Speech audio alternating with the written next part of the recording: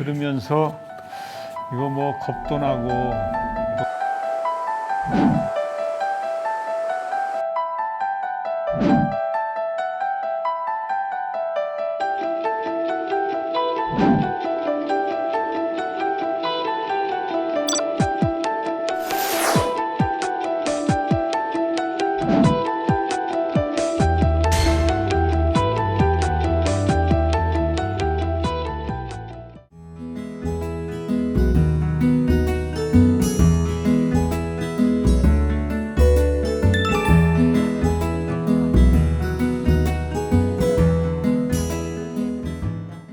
(1970년대) 이후에 사스, 메르스, 지카 바이러스, 코로나19 등 40종 이상의 신종 감염병이 지구촌에 나타났다, 이렇게들 말씀들을 합니다. 그래서 전문가들은 생태 환경 파괴와 함께 기후 위기가 이런 그 감염병들이 창궐하는 요인이다, 이렇게도 보고 계신 것 같습니다. 최근에 우리나라의 이상 기후 현상도 상당히 우려스럽습니다. 2018년에는 엄청난 폭염이 있었고요. 또 2019년에는 태풍이 여러 개 와서 그랬고요. 금년에는 이제 역대 최장기간 장마가 이렇게 온 그런 상황이죠. 그래서 이러한 기후 위기는 사회 양극화를 가속할 수도 있다. 그래서 취약계층은 더 어려움을 겪게 되는 이제 그런 상황이기 때문에 앞으로 있을 그런 더 큰 기후 변화, 여기에 우리가 어떻게 대응해야 되고 무슨 준비를 할 것인지에 대한 좋은 지혜를 좀 빌려주시면 미리미리 필요한 조치들을 잘 하도록 그렇게 하겠습니다.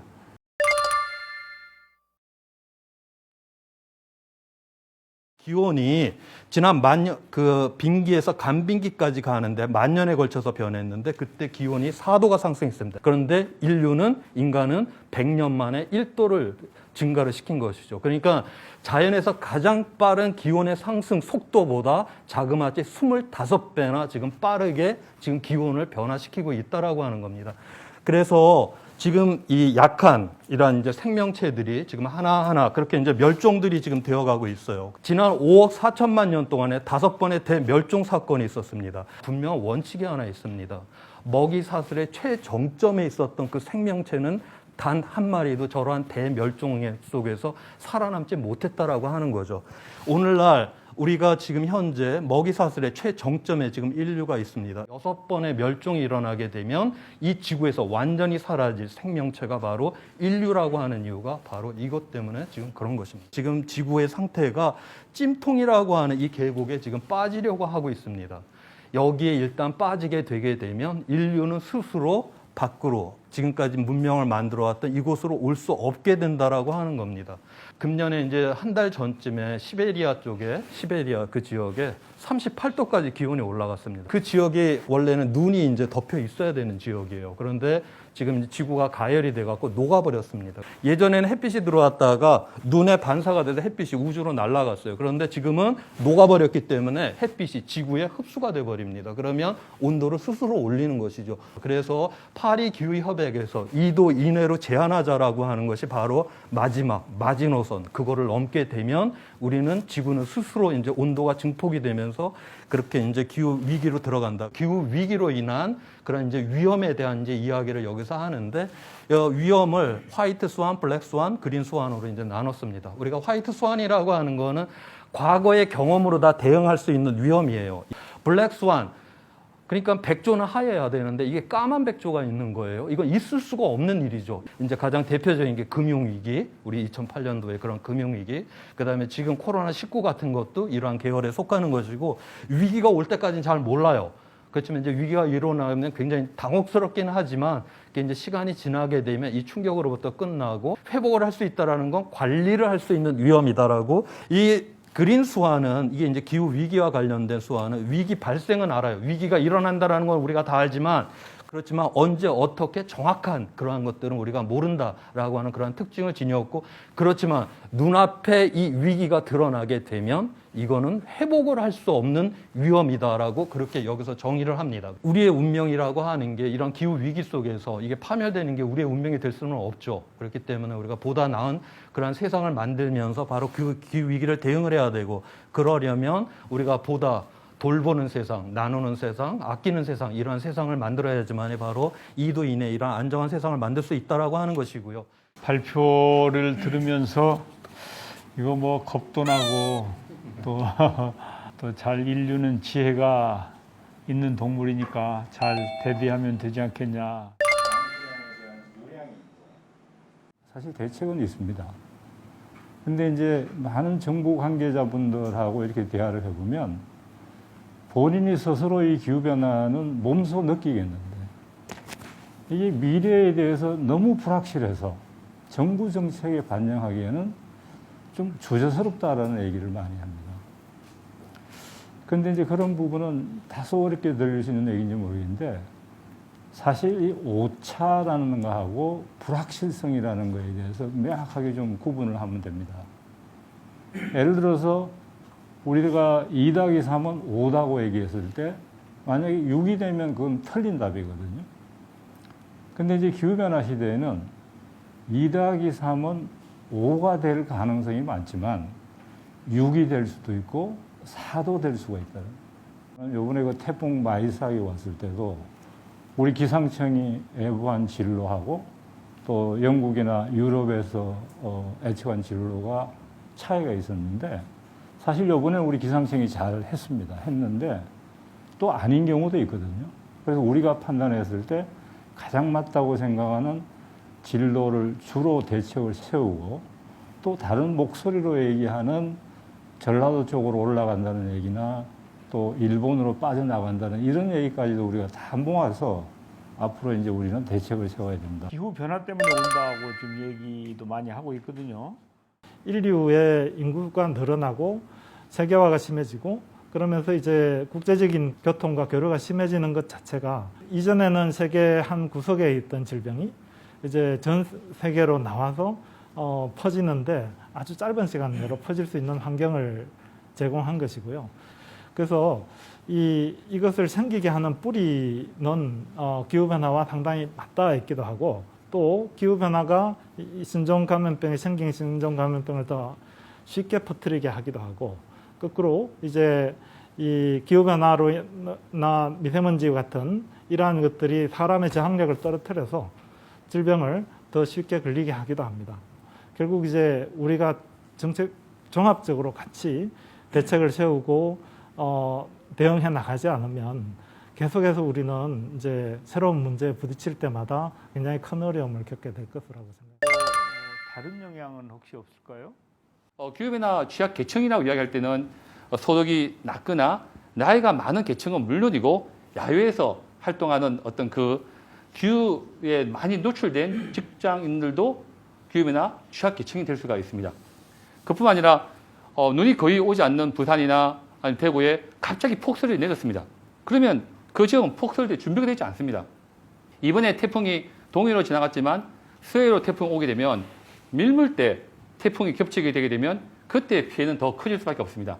그 서해안의 도시들이 더 기후변화의 취약 도시가 될 수가 있습니다. 따라서 기후변화의 중요한 부분은 취약한 계층, 취약한 지역, 그리고 관심을 덜 가졌던 어떤 그 생태계 조사 연구 이런 부분까지 다 포함된 기후변화 대책이 필요하다고 이야기를 드릴 수가 있습니다. 이제 기상이변에 따른 피해를 막기 위해서는 무엇보다 이제 정확한 예보가 필수적인 것 같은데 제가 오늘도 그 어떤 행사에 갔었는데 우리 기상청이 이번에 그 바비와 마이삭 이걸 예보하는 데 있어서 일본이나 미국이나 유럽보다 더 정확했다. 사실은 기상청을 칭찬하는 말을 그간에 잘 못 들었었는데 제가 이제 그 말씀을 들었어요. 기상이변에 따른 피해를 막기 위해서는 무엇보다 더웠다고 했는데 왜 선을 하냐? 강수량이 좀 덥다고 했는데 왜 많이 왔느냐? 금년도 6월까지는 굉장히 더웠습니다. 금년도 예측한 대로 덥겠구나 이렇게 판단을 했는데 6월 말쯤 되다 보니까 이 갑자기 북극의 그 티베트 고원의 그 온도 눈이 굉장히 빠르게 녹아내리기 시작했습니다. 그래서 원인을 확인해 보니까 북극 온도가 굉장히 급하게 올라갔고 그 원인으로 인해서 시베리아의 그 온도가 38도까지 올라가는 이상 그 기상이 발생을 하면서 지금까지 예측했던 기후 변동성에서 벗어나는 그런 현상이 있어서 예측이 틀리기 시작했습니다. 우리나라를 포함한 동아시아 쪽의 그 상공에 찬공기가 굉장히 장기간 정체를 했습니다. 대부분 여름철 되면 MT라고 해서 북태평 고기압이 우리나라를 창출하면서 더위를 이제 주는데 그 장기간 정체함으로 인해서 이 북태평 고기압이 우리나라 쪽으로 확산을 못하면 인해서 이 장마가 지속이 됐습니다. 그런 부분에서 굉장히 아픔이 있습니다. 향후 이런 이 기후 변화는 앞으로 일상화될 걸로 예상이 됩니다. 집중호우나 또 강수 패턴이 이 지역별로 굉장히 편차가 크기 때문에 관측망의 변화를 좀 바꿔야 되겠다.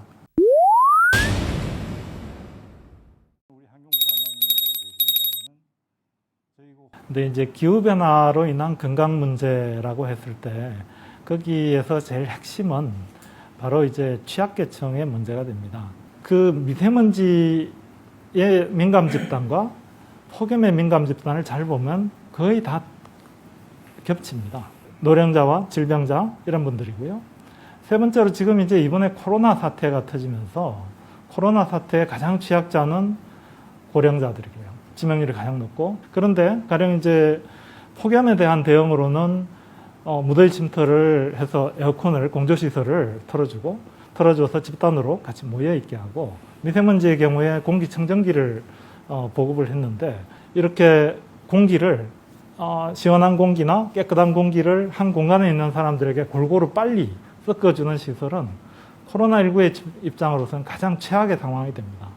그게 바로 지금 우리 이제 강의실이라든지 혹은 지금 생기고 있는 집단 그 발병의 굉장히 큰 부분이 사실은 그런 폐쇄된 공간 속에서 공조시설의 문제이거든요. 이 문제 해결은 공학적이고 건축학적인 해결이 필요하다고 생각합니다.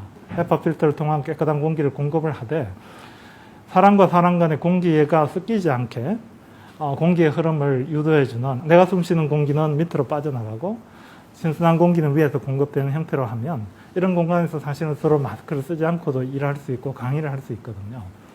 그것은 이제 우리의 환기 시스템을 통째로 다 바꾸는 것을 의미하고 이제 건물의 구조를 바꾸는 것을 의미를 합니다. 그래서 저는 사실 그 부분을 그린 뉴딜에서 그러한 공학적인 해결책을 이제 우리나라의 새로운 신기술로 좀 개발을 하고, 그게 또 아마 수출까지도 될 수 있고 새로운 건축의 표준을 만드는 작업을 좀 해주셨으면 하는 게 굉장히 간절한 바람입니다.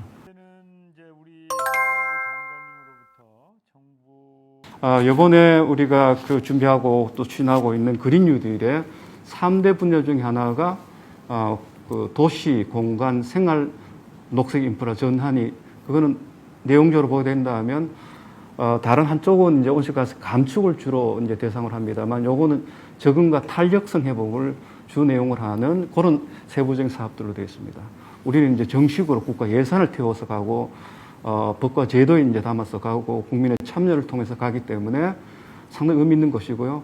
대신에 이제 5년이라는 시간적 한계가 있습니다. 2050년까지는 한 6차례 정도의 그린 뉴딜 정책이 저희들은 계속 나와야 된다고 보고 있습니다. 그거는 과거의 60년대, 70년대, 80년대 경제개발 5개년을 통해서 우리 경제발전을 시켰듯이 이제는 재생 가능 에너지를 바탕으로 하는 녹색 경제 패러다임으로 이제 넘어가야 되기 때문에 그린 뉴딜이 이제 그런 것을 담아낼 수 있고 이끌어낼 수 있는 중요한 국가의 정책이 될 수 있다고 보고 있고요. 그 골간에 바로 기후변화에 대응할 수 있는 일종의 그 탄력적 사회를 구축해가는 그런 여러 가지 사업 과제들 담아서 가도록 하겠습니다. 자연은 결코 배신하지 않는다.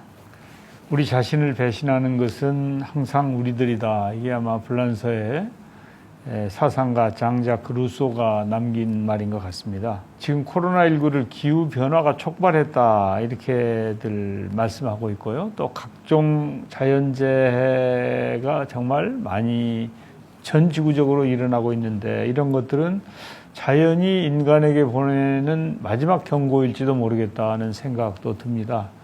이제 인간의 욕망 때문에 파괴된 자연을 회복시키기 위한 우리 모두의 노력이 절실한 때가 아닌가 하는 생각이 듭니다. 귀한 말씀해 주신 여러분들께 진심으로 감사드리고 여러분들의 말씀이 헛되지 않도록 정부에서 잘 챙겨보도록 하겠습니다. 네, 감사합니다.